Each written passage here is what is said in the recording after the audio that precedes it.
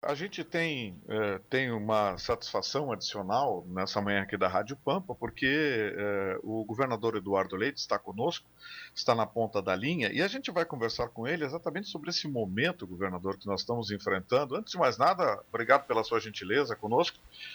E a gente, desde já, quer abrir aqui a perspectiva para o senhor de nos dizer alguma coisa, porque sob o seu comando, o processo de recuperação econômica aqui do Rio Grande do Sul vinha avançando. Aí veio o coronavírus e parece que alterou tudo, né? Já dá para dimensionar, governador, essa repercussão a médio prazo aqui no nosso estado? Bom dia. Bom dia, Vitorino. Bom dia também ao Pedro aí. Bom dia a todos os amigos do Pampa e do Pampa Bom Dia.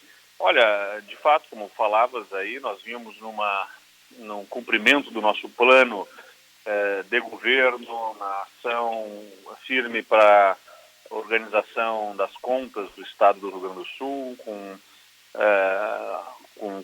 aprovações importantes junto à Assembleia, desde as privatizações, ao novo Código Ambiental, às reformas estruturantes da máquina pública, na Previdência, na carreira dos servidores públicos, sendo um grande exemplo nacional, inclusive o Rio Grande do Sul, nesse processo de reorganização do Estado.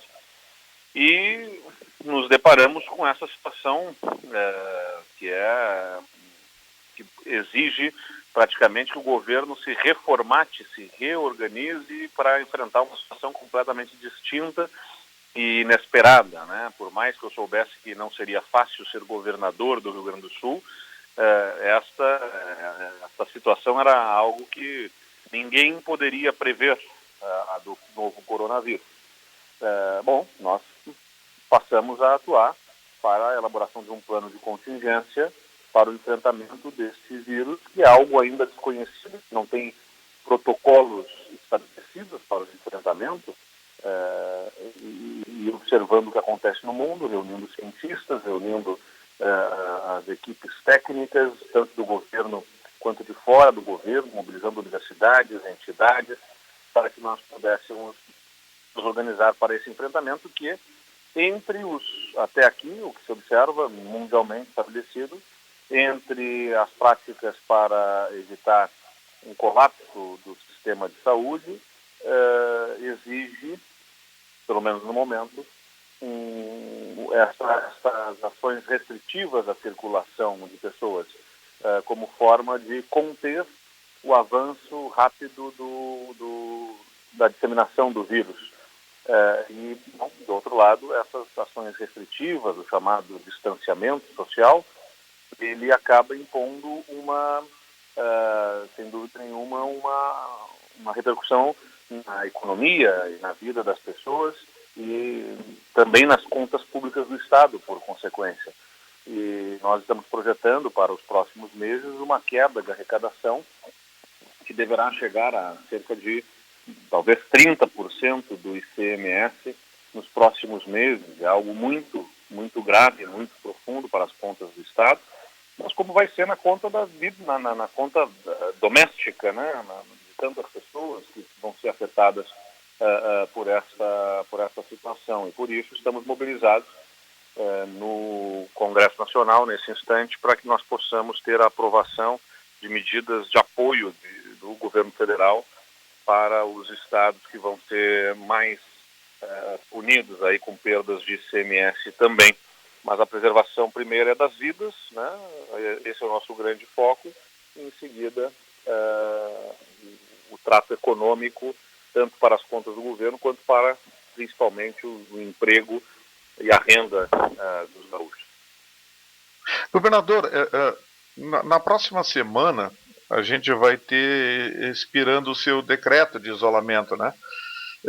Já dá para adiantar alguma coisa, governador, de como isso será tratado na próxima semana? Ou seja, vamos começar a abrir o Estado? Qual é a perspectiva que nós temos? O que nós temos, Gustavo, é uma perspectiva que nós sempre vamos pautar as nossas ações por conta das evidências e dos dados científicos. Eu tenho comparado isso a colocar o dedo no pulso. Eu preciso ter melhor informação e dados sobre como está se comportando a disseminação do vírus em tempo real.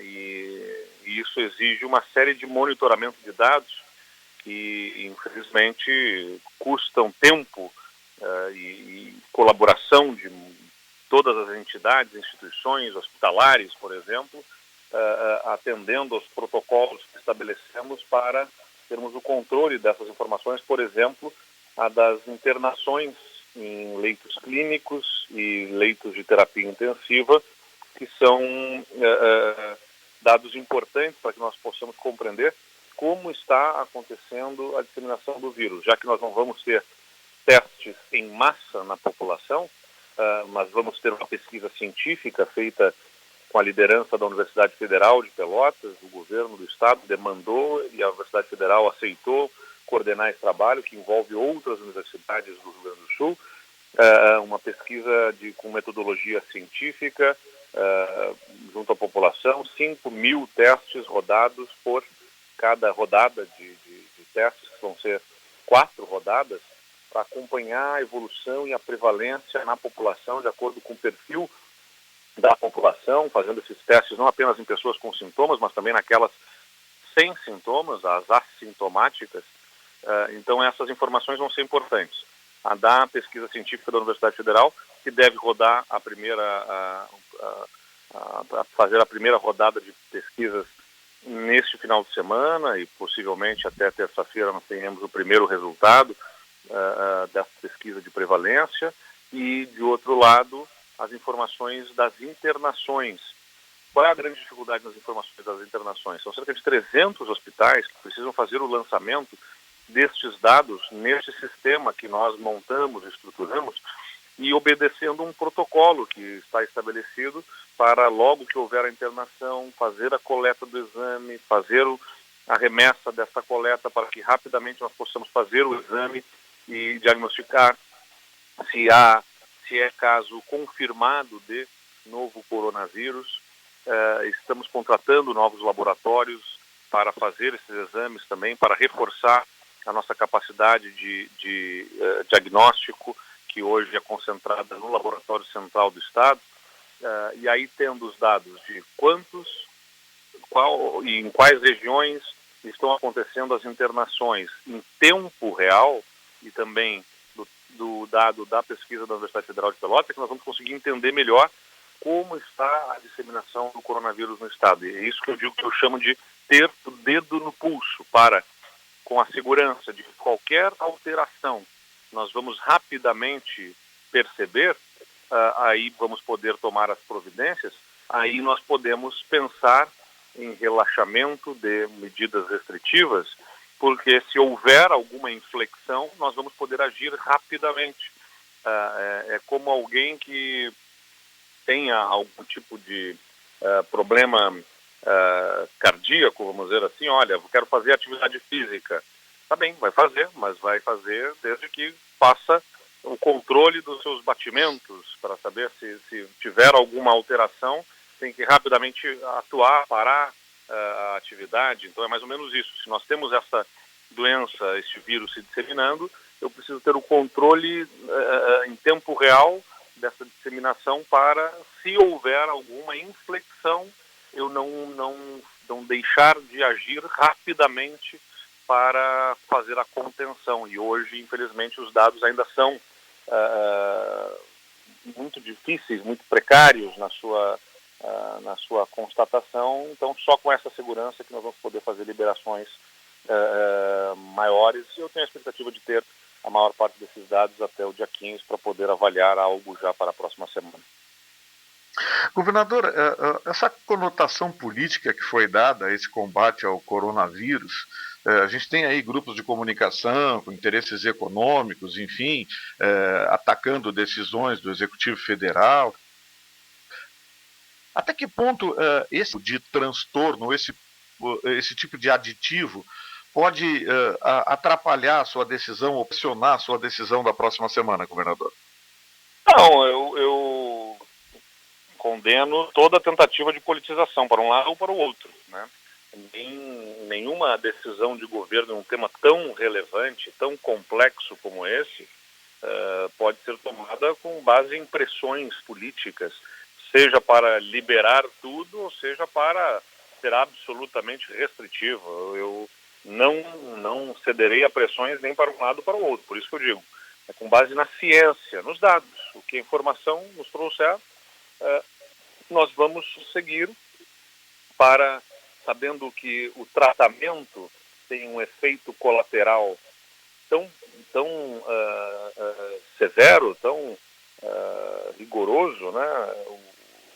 Tratar deste tema perante a coletividade, a sociedade, esse tratamento deste vírus coletivamente, não estou dizendo o tratamento individual a um paciente, mas coletivamente, com essas medidas restritivas, ele impõe um efeito colateral, que é a dinâmica econômica afetada, os empregos, a renda, a falta de condições das pessoas se alimentarem, eventualmente, por conta de terem afetada completamente a sua renda.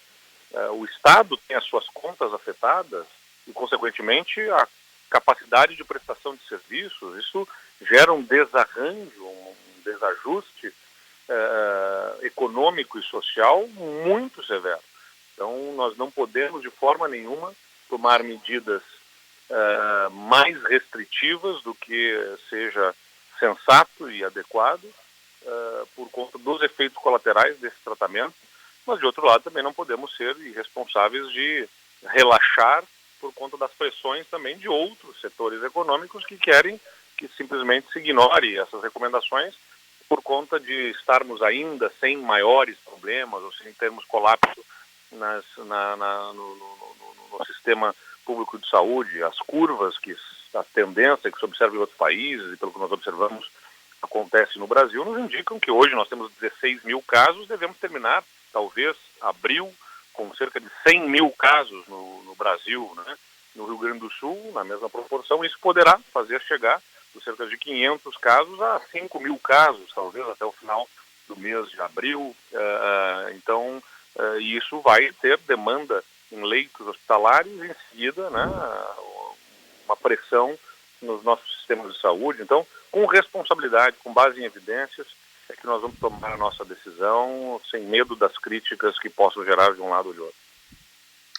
Governador, está tendo uma discussão aí em relação à manifestação do presidente ontem, que atribuiria aos governadores dos estados e, por consequência, numa escala de autoridade de competência, também aos prefeitos. Essa semana a gente teve o Ministério Público do Trabalho, por exemplo, intervindo aqui na Prefeitura de Porto Alegre por conta da abertura de salões de beleza. Ou seja, a sua decisão na próxima semana vai estabelecer o teto mínimo de isolamento. A partir dali, os prefeitos só poderão recrudescer esses limites, endurecer esses limites. Isso cria algum problema para o senhor na relação com os prefeitos, governador? Olha, eu sempre respeitei muito os prefeitos e que os municípios são, na nossa ordem federativa, também entes federativos no Brasil. Essa é uma situação talvez atípica do sistema federativo brasileiro, em que os municípios foram equiparados a entes federativos. Não é o que acontece em outras federações no mundo, mas aqui é, né? Então, são entes federados, os municípios constitucionalmente estabelecidos, e eu até lembro aos prefeitos, houve uma manifestação do presidente da FAMURS, quando argumentava que o nosso decreto deveria prever condições iguais ao Estado todo, e eu mesmo resistia a isso. Eu salientava, olha, nós podemos estar diante de uma situação em que os prefeitos que sempre demandaram uma revisão do pacto federativo, eu sempre sustentei, quando eu era prefeito, e fui prefeito com muita honra do meu município, de Pelotas, o pacto federativo que os municípios davam não era só mais dinheiro, era mais competência, mais possibilidade de tomar decisões, e nós nos deparamos com uma situação em que alguns prefeitos, inclusive a liderança da FAMURS, demandavam que tivessem menos ingerência aos prefeitos, ou seja, que o governador, de certa forma, usurpasse esta competência dos prefeitos e assim, tomasse as decisões por eles. Nós temos situações completamente distintas entre os municípios e por isso que, respeitando a legitimidade do voto popular, que lhes conferiu aos prefeitos responsabilidades, eu entendo que essa responsabilidade deve ser compartilhada, em que o governador estabeleça as condições mínimas, né, o mínimo que deva ter, e os prefeitos podem ser mais rigorosos.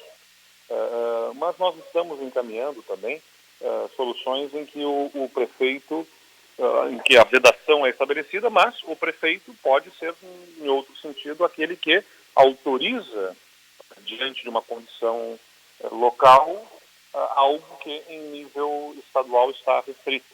Então, pode ser nos dois caminhos esse encaminhamento por parte do governo do Estado, ou seja, o prefeito ter o poder de ser mais restritivo, mas em alguns casos específicos, o governo do Estado poderá fazer constar do decreto que está vedada uma atividade, a não ser que o prefeito expressamente autorize, diante de uma circunstância local. Então, pode ser nesses dois caminhos. Tá certo. Governador, a última questão, então, e já desde então agradecendo a sua participação ao microfone da Rádio Pampa, o Rio Grande do Sul é um estado de produção primária, né, e serviços, e tem segmentos, então, tão dispersos que certamente o senhor vai ter uma dificuldade, por essa atipicidade, para conciliar as medidas de proteção com um foco na economia. Mas, ao mesmo tempo, a gente vai ter uma inevitável inadimplência com tributos estaduais. Como é que se contorna essa insegurança jurídica e essa restrição brutal à nossa economia, prevendo já reflexos para os próximos meses, governador? De fato, essa questão da arrecadação é um ponto absolutamente sensível. É o que nós estamos trabalhando no âmbito nacional. Não tem como não haver o socorro por parte do governo central, é o que acontece no mundo todo. É quem tem instrumentos, desde a emissão de títulos da dívida, que os governos estaduais podiam fazer num passado mais distante, até o início dos anos 90, e o governo federal, além dos títulos de dívida, mantém a possibilidade de emissão de moedas, se for o caso. Ele tem instrumentos, o governo federal, para poder dar condições de liquidez, ou seja, injeção de recursos diretos que ajudem a superar este momento adverso. Então, é nesse sentido que se está trabalhando. O governo federal já apresentou aí a recomposição das perdas de fundo de participação dos estados e dos municípios e deverá ser aprovada essa expectativa, talvez ainda hoje no Congresso Nacional, a recomposição das perdas de ICMS nos estados pelo governo federal nos próximos 3 meses, ou seja, as perdas maiores que vamos enfrentar nos próximos 3 meses serem suportadas pelo governo federal, que faria o aporte da diferença entre o efetivamente arrecadado e o que se arrecadou no mesmo período do ano passado, o que deve ajudar a minimamente mantermos as nossas condições de honrar os compromissos do governo do Estado. Tá certo. Governador, um grande abraço, governador. Obrigado pela sua participação aqui no microfone da Rádio Pampa. Obrigado, Vitorino. Obrigado aos amigos da Rádio Pampa e um grande abraço a todos.